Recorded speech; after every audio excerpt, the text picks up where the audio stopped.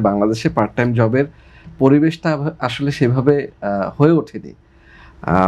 তবে কিছু কিছু জায়গায় আপনি দেখবেন যে বিশেষ করে ক্লোদিং স্টোরগুলোতে ঈদের সময় ওরা কিছু এমপ্লয়িজ নেয় ক্লোদিং স্টোরগুলোতে, বা আমি বলবো কসমেটিক স্টোরগুলোতে, কসমেটিক্স, ক্লোদিং, ইভেন জুতার শোরুম, মানে শোরুমগুলোতেই এখন নেওয়া হয়। শোরুমগুলোতে কিছু এক্সট্রা ম্যান পাওয়ার ওরা নেয়, এবং আমি জানি না ওরা মানে কোন ক্রাইটেরিয়া প্রেফার করে, বাট আমি খুব প্রেফার করি স্টুডেন্টদেরকে নিতে।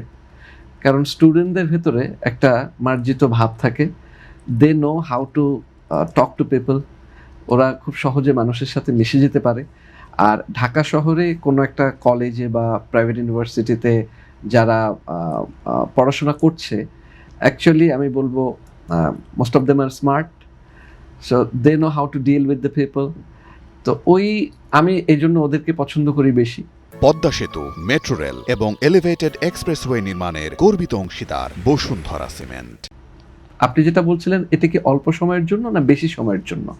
আমি ওদেরকে নেই ফর 3 মান্থস। আমি শুধুমাত্র ঈদের 15 দিন 10 দিনের জন্য নেই না, আমি ওদেরকে 3 মাসের জন্য নিই।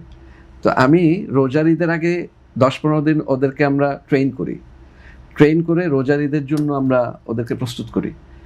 তারপরে কোরবানি ঈদ পর্যন্ত ওদেরকে আমরা রেখে দিই। কোরবানি ঈদটা শেষ হয়, তারপরে এখান থেকে যারা ভালো পারফর্ম করে ওদেরকে আমরা আমাদের ইয়ারলং পার্মানেন্ট এমপ্লয়ি হিসেবে ওদেরকে আমরা অ্যাডপ্ট করে নিতে চাই। সো সেই হিসেবে আমি চেষ্টা করি স্টুডেন্টদেরকে নিতে, যারা ঢাকা শহরে থেকে পড়াশোনা করছে, নিজের পকেট মানিটা জোগাড় করার চেষ্টা করছে, বা সারভাইভিং এক্সপেন্ডিচারটা ম্যানেজ করার চেষ্টা করছে, ওদেরকে আমি প্রেফার করি। বিকজ ওরা তখন এই আমাকেও একটা উইন উইন সিচুয়েশন ক্রিয়েট হয় আর কি। মানুষের আনন্দ তখনই সুন্দর হবে বেশি যখন আপনি তাকে সেফটি অ্যান্ড সিকিউরিটি দিতে পারবেন। সেফটি অ্যান্ড সিকিউরিটি খুব জরুরি বিষয়। সেটা সেই শুধু পার্ক কেন্দ্রিক না, আমার পার্কে তো সিকিউরিটি সবচেয়ে, আমি বলবো বসুন্ধরার সিকিউরিটির যত সুনাম আছে সেটা আমার পার্কেও সেটা প্রতিফলন আছে, রিফ্লেকশন আছে। শুধু তাই না, পরিবেশগতভাবে সেফটি অ্যান্ড সিকিউরিটি, ট্যুরিস্টদেরকে সেফটি অ্যান্ড সিকিউরিটি দেওয়াটা এনশিওর করাটা খুব জরুরি। প্লাস প্রদীপদা যেটা বললেন, অবকাঠামোগত কিছুটা ডেভেলপমেন্ট প্রয়োজন। রাস্তাঘাট, কমিউনিকেশন, ট্রান্সপোর্টেশন, এগুলো খুব খুব বেশি প্রয়োজন।